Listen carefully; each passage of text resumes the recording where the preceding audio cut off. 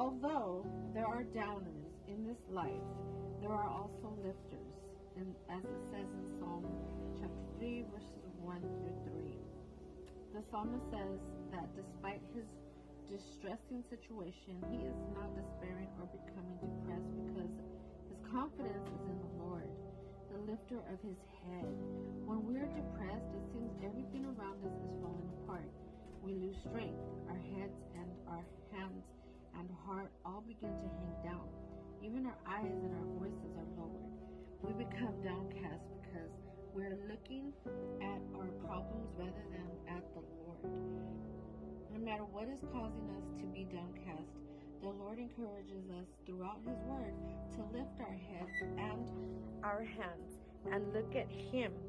We find one of these many examples in Genesis chapter 13, verse 14, when God told Abraham, who had been shortchanged by his nephew Lot, to lift up his eyes and look around and in all directions, for he was giving him all that the land as far as he could see for his inheritance.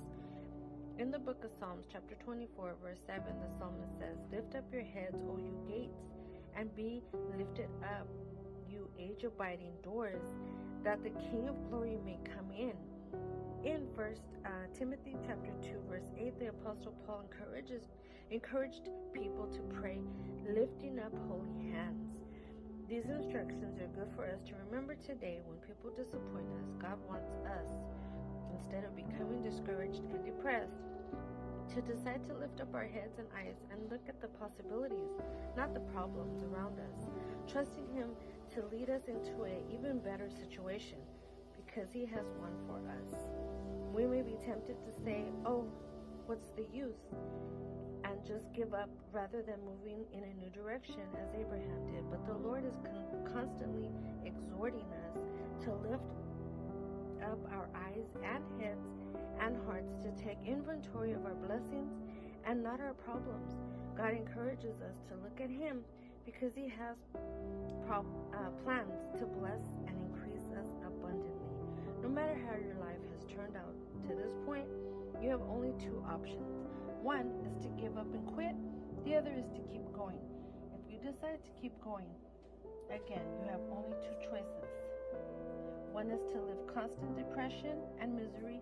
The other is to live in hope and joy. Choosing to live in hope and joy does not mean you will not face any more disappointments or discouraging situations. It just means you have decided not to let them get you down. Instead, you will lift up your eyes and hands and head and heart and look not at your problems, but at the Lord, who has promised to see you through to abundance and victory.